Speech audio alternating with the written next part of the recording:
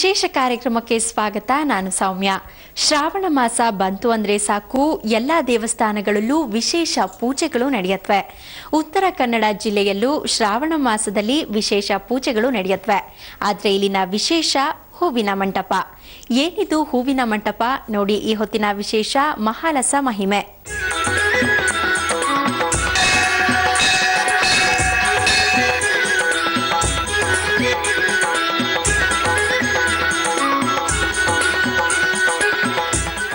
ಸಾಮಾನ್ಯವಾಗಿ ದೇವರ ಮಂಟಪ ಅಂದ್ರೆ ಮರದಲ್ಲೋ ಕಟ್ಟಿಗೆಯಲ್ಲೋ ಮಾಡಲಾಗತ್ತೆ.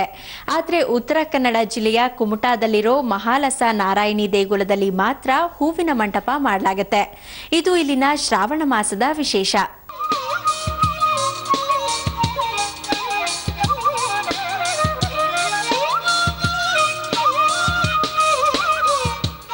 ಸಾಮಾನ್ಯವಾಗಿ ದೇವರ ಮಂಟಪ ಅಂದ್ರೆ ಮರದಲ್ಲೋ ಕಟ್ಟಿಗೆಯಲ್ಲೋ ಮಾಡಲಾಗತ್ತೆ. ಆದ್ರೆ ಉತ್ತರ ಕನ್ನಡ ಜಿಲ್ಲೆಯ ಕುಮಟಾದಲ್ಲಿರೋ ಮಹಾಲಸ ನಾರಾಯಣಿ ದೇಗುಲದಲ್ಲಿ ಮಾತ್ರ ಹೂವಿನ ಮಂಟಪ ಮಾಡಲಾಗುತ್ತೆ. ಇದು ಇಲ್ಲಿನ ಶ್ರಾವಣ ಮಾಸದ ವಿಶೇಷ.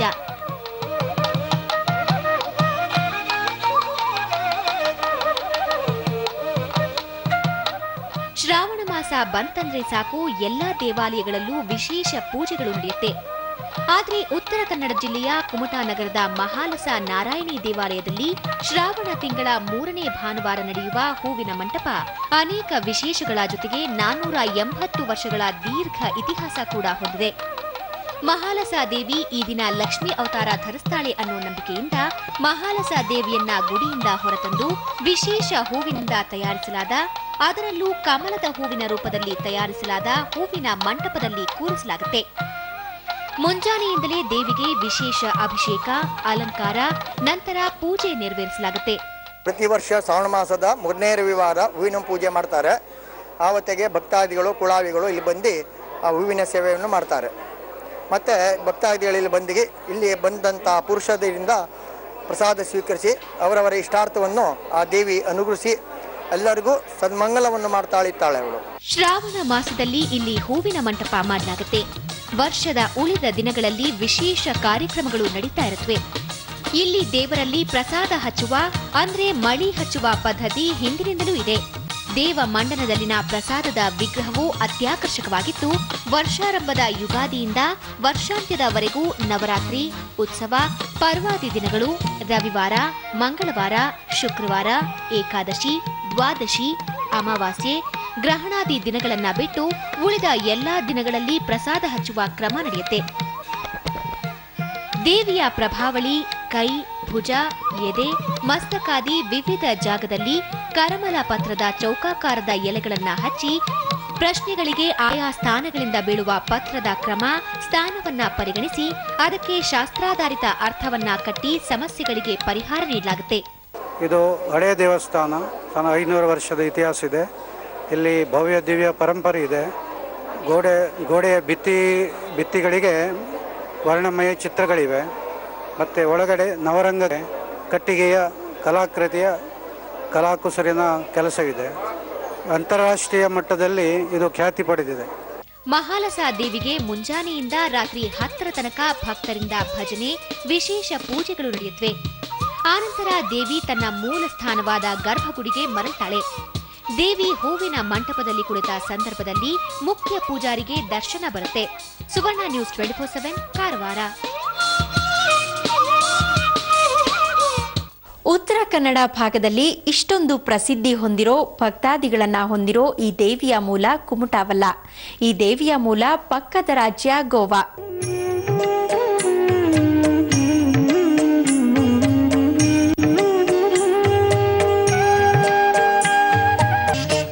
ಉತ್ತರ ಕನ್ನಡ ಭಾಗದಲ್ಲಿ ಇಷ್ಟೊಂದು ಪ್ರಸಿದ್ಧಿ ಹೊಂದಿರೋ, ಭಕ್ತಾದಿಗಳನ್ನ ಹೊಂದಿರೋ ಈ ದೇವಿಯ ಮೂಲ ಕುಮಟಾವಲ್ಲ.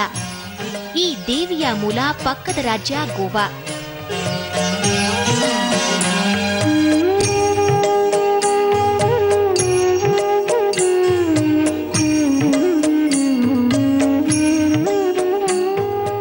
ಸರ್ವಮಂಗಳ ಮಾಂಗಲ್ಯೆ ಶಿವೆ ಸರ್ವಾರ್ಥ ಸಾಧಿಕೆ ಶರಣ್ಯೇ ತ್ರಯಂಬಕೆ ಗೌರಿ ನಾರಾಯಣಿ ನಮೋಸ್ತುತೆ.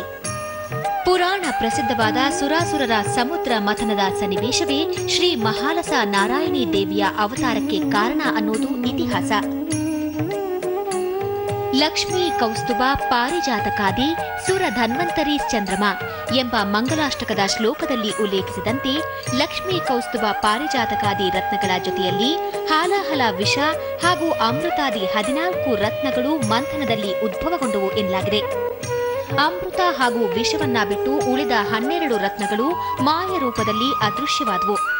ವಿಷ ಮತ್ತು ಅಮೃತದ ಸ್ವೀಕಾರದಲ್ಲಿ ಪುನಃ ದೇವರಾಕ್ಷಸರಲ್ಲಿ ವ್ಯಾಜ್ಯ ಉಂಟಾದಾಗ ಕೈಲಾಸಪತಿ ಶಂಕರನು ವಿಷವನ್ನ ಸ್ವಾಕಾರ ಮಾಡಿ ನೀಲಕಂಠನಾದ ನಂತರ ಅಮೃತದ ವಿತರಣೆಯಲ್ಲಿ ಪುನಃ ಉಭಯತರರಲ್ಲಿ ಮಾತಿನ ಚಕಮಕಿಯಾದಾಗ ವೈಕುಂಠಪತಿಯಾದ ವಿಷ್ಣುವು ಮನಮೋಹಕ ಜಗನ್ಮೋಹಿನಿ ರೂಪವನ್ನ ತಾಳಿ ಯುಕ್ತಿಯಿಂದ ಅಮೃತ ಸ್ವೀಕಾರದಿಂದ ರಾಕ್ಷಸರನ್ನ ತಪ್ಪಿಸಿ ದೇವಗಣಕ್ಕೆ ರಕ್ಷಣೆ ಮಾಡಿದ್ದು ಪುರಾಣದಲ್ಲಿ ವರ್ಣಿತವಾಗಿದೆ.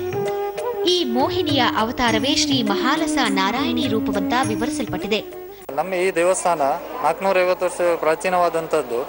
ಇದರ ಮಹಿಮೆ ಎಂದರೆ ಗೋವಾದಿಂದ ಪೋರ್ಚುಗೀಸರ ದಬ್ಬಾಳಿಕೆಯಿಂದ ನಾವು ನಮ್ಮ ಪೂರ್ವಜರು ಈ ದೇವ ಮಂದಿರವನ್ನು ಮತ್ತು ದೇವರ ಮೂರ್ತಿಯನ್ನು ಇಲ್ಲಿ ತಂದಿದ್ದರು. ದೇವರ ಮಂದಿರವನ್ನು ಇಲ್ಲೇ ಕಟ್ಟಿದ್ದು. ಅಂತ ದೇವರ ಮಹಿಮೆ ಎಂದರೆ ಪ್ರತಿ ವರ್ಷವೂ ಪೂರ್ಣಿಮೆ, ನವರಾತ್ರಿಯಲ್ಲಿ, ಆಮೇಲೆ ಶ್ರಾವಣ ಮಾಸ ಮತ್ತು ಸಂಕ್ರಾಂತಿ ಇಂಥ ಅನೇಕ ವರ್ಷವಿಡೀ ಇಲ್ಲಿ ಹೋಮ ಹವನಾದಿಗಳು ನಡೆಯುವು. ಸ್ಕಂದ ಪುರಾಣದ ಸಹ್ಯಾದ್ರಿ ಖಂಡದಲ್ಲಿ ದೇವಿಯ ಅವತಾರದ ವರ್ಣನೆಯ ಜೊತೆಗೆ ಇನ್ನೊಂದು ಘಟನೆಯ ಉಲ್ಲೇಖವೂ ಇದೆ. ಪರಶುರಾಮನು ಪಶ್ಚಿಮ ಕರಾವಳಿಯನ್ನ ಸ್ವಾಧೀನ ಮಾಡಿಕೊಂಡು ತಾನು ಕುಶಾವತಿ ನದಿ ತೀರದ ಗೋಮಾಂತಕ ಪ್ರದೇಶದಲ್ಲಿ ವಾಸ ಮಾಡಿದ.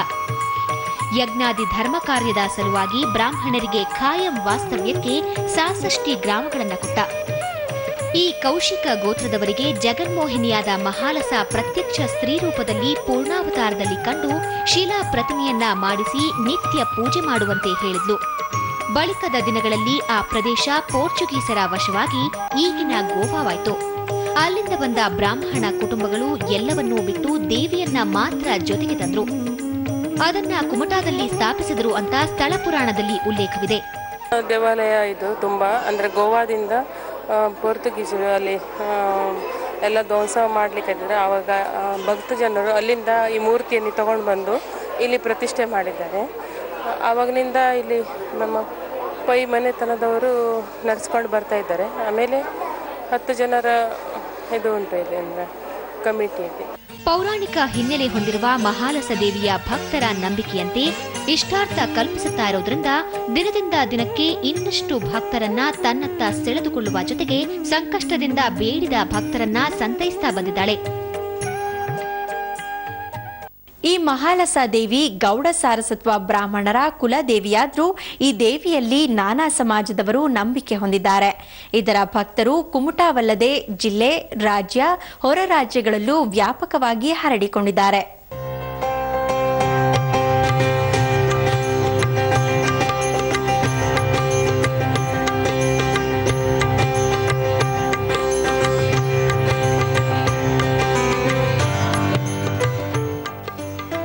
ಮಹಾಲಸ ದೇವಿ ಗೌಡ ಸಾರಸತ್ವ ಬ್ರಾಹ್ಮಣರ ಕುಲದೇವಿಯಾದರೂ ಈ ದೇವಿಯಲ್ಲಿ ನಾನಾ ಸಮಾಜದವರು ನಂಬಿಕೆ ಹೊಂದಿದ್ದಾರೆ. ಇದರ ಭಕ್ತರು ಕುಮಟಾವಲ್ಲದೆ ಜಿಲ್ಲೆ, ರಾಜ್ಯ, ಹೊರ ರಾಜ್ಯಗಳಲ್ಲೂ ವ್ಯಾಪಕವಾಗಿ ಹರಡಿಕೊಂಡಿದ್ದಾರೆ.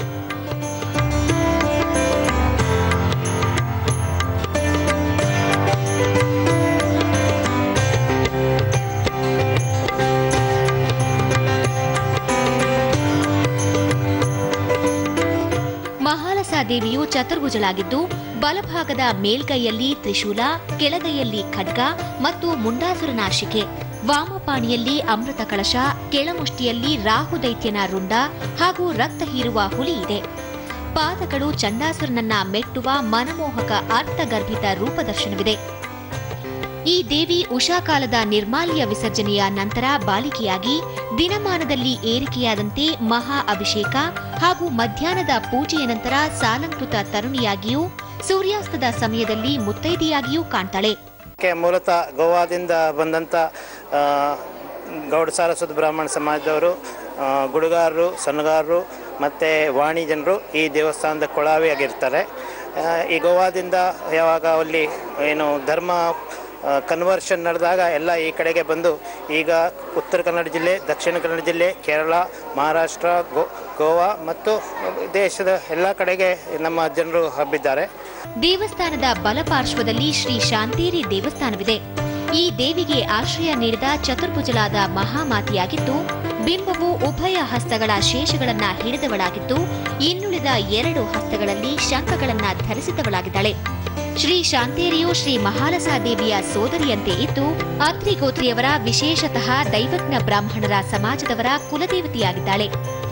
ಗ್ರಾಮ ಪುರುಷ ದೇವರ ಶಿಲಾ ವಿಗ್ರಹವು ನಿಂತ ಪ್ರತಿಮೆಯಾಗಿದ್ದು, ಎಡಗೈಯಲ್ಲಿ ಡಾಲು, ಬಲಗೈಯಲ್ಲಿ ಖಡ್ಗ ಹಿಡಿದು ದ್ವಿಭುಜ ವಿಗ್ರಹವಾಗಿರುವುದು. ಇನ್ನು ದೇವಸ್ಥಾನದ ಮಹಾದ್ವಾರದ ಎಡಪಾರ್ಶ್ವದಲ್ಲಿ ಶ್ರೀ ಭಗವತಿ ದೇವಿಯ ದೇವಸ್ಥಾನವಿದೆ. ಇದರ ಜೊತೆಯಲ್ಲಿ ಕಾಲಭೈರವ ದೇವರ ಪ್ರತಿಮೆಯೂ ಇದೆ. ದೇವಸ್ಥಾನ ಪ್ರಕಾರದಲ್ಲಿ ಮಾಲ್ಸಾ ನಾರಾಯಣಿ ಮುಖ್ಯ ದೇವತೆಯಾಗಿ, ಅದರ ಅಧಿದೇವತೆಯಾಗಿ ಶಾಂತೇರಿ ದೇವಿಯು ಪಕ್ಕದಲ್ಲಿ, ಅದರ ಸಮ್ಮುಖದಲ್ಲಿ ಗ್ರಾಮ ಪುರುಷ ಅದರ ಎಡಭಾಗದಲ್ಲಿ ಭಗವತಿ ದೇವಿಯು, ಬಲಭಾಗದಲ್ಲಿ ದಾಳಿಶಂಕರ ಮತ್ತು ಕಾಲಭೈರವ ದೇವರ ಗುಡಿಗಳಿದ್ದು, ಪರಿವಾರ ದೇವತೆ ಇದ್ದು, ದೇವಸ್ಥಾನ ಸುತ್ತಲೂ ಬಹಳ ಪ್ರಾಚೀನವಾದಂಥ ರೀಕಿ ಚಿತ್ರಕಲೆ ಇರುವುದು. ಮಹಾಲಸಾ ದೇವಿಯ ಸನ್ನಿಧಿಯಲ್ಲಿರುವ ಒಂದೊಂದು ವಿಗ್ರಹವು ಅತ್ಯಂತ ಮಹತ್ವ ಹೊಂದಿದೆ. ವಿಗ್ರಹದ ಆಕಾರದಿಂದ ಹಿಡಿದು ಇಲ್ಲಿ ನಡೆಯುವ ಪೂಜೆಗಳು ಸಹ ಅತ್ಯಂತ ವಿಭಿನ್ನವಾಗಿವೆ. ಕರ್ತೂಕ ಮಂಜು, ಸುವರ್ಣ ನ್ಯೂಸ್ 24/7, ಕಾರವಾರ.